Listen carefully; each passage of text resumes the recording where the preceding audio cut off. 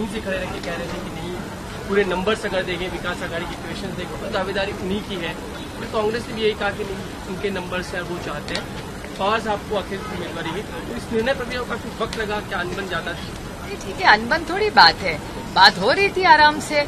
और महाविकास आघाड़ी आप सबको पता है, और मैं तहे दिल से सोनिया जी, राहुल जी, उद्धव जी, संजय राउत जी, आदित्य जी, चैनीताला जी, वेणुगोपाल जी, माननीय खड़गे जी, सबकी और मतलब हर कांग्रेस के जो नेता हमारे साथ खड़े रहे और हर शिवसेना के वरिष्ठ नेता जिनके साथ हम सबने काम किए, और पवार साहब के साथ 6 दशक जिन्होंने काम किया, उनकी तहे दिल से आभारी हूं कि उन्होंने महाविकास आघाड़ी की तरफ से आदरणीय पवार साहब का फॉर्म जो भरने का निर्णय सबके लिया, मैं सबकी बहुत बहुत आभारी हूं। निर्विरोध होगा चुनाव, क्या लगता है?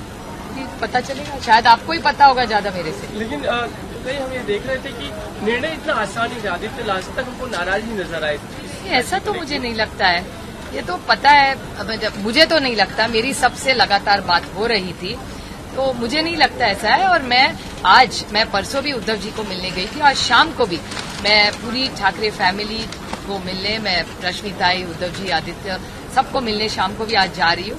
और कांग्रेस पार्टी को भी मैं, सोनिया जी को सोमवार को मैंने उनका टाइम मांगा है, तो सोमवार को जब मैं दिल्ली रविवार रात को जाऊंगी, तो सोमवार को मैं सोनिया जी, राहुल जी, प्रियंका जी, खड़गे जी, सबको उनका टाइम मैंने मांगा है। जाके उनको मिलके हम सब पार्टी की तरफ से मैं आभार व्यक्त करना चाहती हूँ, तो उनका भी मैंने टाइम मांगा है। और आज शाम को मैं 6:30 बजे मातोश्री भी जाऊंगी। हमारे को नॉमिनेट किया गया है, क्या कहना है? बिल्कुल, मैं भी इस बात को मानता हूं कि हमारे पार्टी के मुख्य नेता, महाराष्ट्र के उप मुख्यमंत्री एकनाथ शिंदे जी, उन्होंने एक बहुत ही आम कार्यकर्ता, आम महिला को देश के सबसे हाईएस्ट पार्लियामेंट्री बॉडी में, राज्यसभा में भेजने का जो उन्होंने ऐतिहासिक निर्णय लिया, उस निर्णय का मैं स्वागत करता हूं। और मुझे यह कहते हुए गर्व है कि एक बहुत ही आम महिला राज्यसभा के सांसद बनकर वहां काम करेगी। पार्टी की जो इश्यूज है, महाराष्ट्र की जनता की जो समस्या है, उनका वे प्रतिनिधित्व करेगी। मैं पार्टी का राज्यसभा में नेता होने के नाते उनके उम्मीदवारी को, कैंडिडेचर को पूरी तरह से सपोर्ट करता हूं। नीतीश कुमार राज्यसभा में ज्वाइन करेंगे आपको एक बार फिर पार्लियामेंट्री पॉलिटिक्स? देखिए, मैं मानता हूं कि नीतीश कुमार जी हमारे एनडीए के एक बहुत वरिष्ठ नेता है। यदि जेडीयू और भाजपा ने आपस में तय किया कि नीतीश कुमार जी को राज्यसभा में आना है और बिहार के राज्य सरकार में जो भी परिवर्तन होगी, मैं इसका स्वागत करता हूं। ये चर्चा होने के बाद तय हुई होगी। और मैं मानता हूं कि राज्यसभा हमारे ज्योति वाघमारे जी है, मैं हूं, जो हम तरुण पीढ़ी नहीं कह सकते हैं, लेकिन यंगर जनरेशन के, इसके साथ साथ नीतीश जी, देवेगौड़ा जी जैसे बड़े वरिष्ठ नेता भी रहेंगे। तो ये एक्सपीरियंस, अनुभव और ऊर्जा के बीच में जो बैलेंस है, वो बैलेंस हमारे पार्लियामेंट्री लोकतंत्र के लिए बहुत अच्छी है। तेजस्वी यादव कह रहे हैं कि जो महाराष्ट्र में हुआ वही बिहार में पैटर्न। छोड़िए, इन चीजों पे मुझे बयान नहीं देना है। आज बहुत खुशी की बात है, महाराष्ट्र में खास करके हमारे पार्टी में, एनडीए में खुशी की बात है कि एक सबसे साधारण कार्यकर्ता को, एक महिला को एक अवसर मिला है, ऐतिहासिक अवसर मिला है। इसके लिए मैं शिंदे साहब को बहुत बहुत धन्यवाद देना चाहता हूं। हम सब जानते हैं आप एक क्रिकेट प्रेमी भी हैं, आज सेमीफाइनल है, क्या इंडिया को क्या विश करना है? 100% इंडिया की टीम को मैं बहुत बहुत शुभकामनाएं देना चाहता हूं। एडवांस में आपके माध्यम से भारत के क्रिकेट के जितने भी फैंस हैं, उनको एडवांस में बधाई देता हूं। किरण जी, एसआईआर जो शुरू होने वाला है और कांग्रेस और बाकी विपक्ष जो है अभी से उसका विरोध करने लगे हैं, जबकि बीजेपी कह रही है एसआईआर बहुत पुरानी कहानी है। एसआईआर अभी पूरी देश में चल रही है।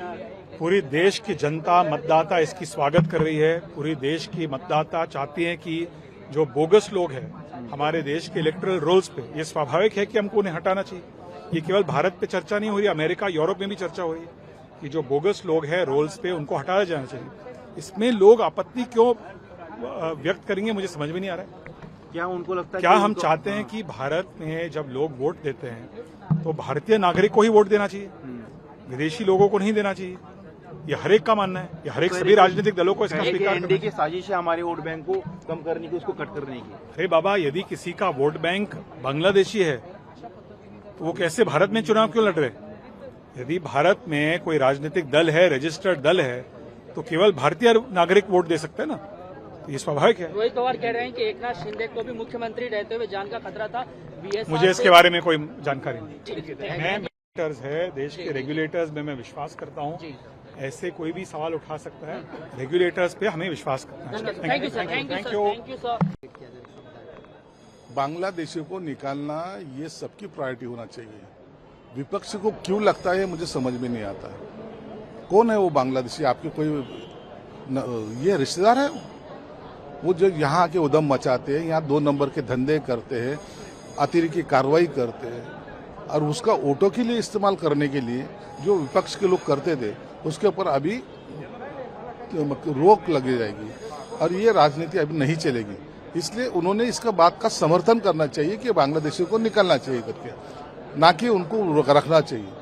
मुझे लगता है सरकार ने जो ये भूमिका ली है वो स्वागत है, उसका हम सभी पार्टी की तरफ से भी हम उनका अभिनंदन करते हैं। ज्योति वाघमारे के नाम पर मुहर लगी, कैसे देखते हैं आप इसको? कहा जा रहा है कि एक आम चेहरे को जो है मौका दिया गया है। देखो, शिंदे साहब ने एक महिला जिसका कोई पॉलिटिकल बैकग्राउंड नहीं है, ना उसका पिताजी, ना माताजी, ना कोई खानदान का आदमी, एक कॉमन महिला को आज उन्होंने राज्यसभा की सदस्यता दी है। मुझे लगता है ये बहुत बड़ा फैसला है और ये इसका स्वागत महाराष्ट्र की तमाम महिला बहनें करेंगी और ऐसा ही सोच हर एक की होना चाहिए।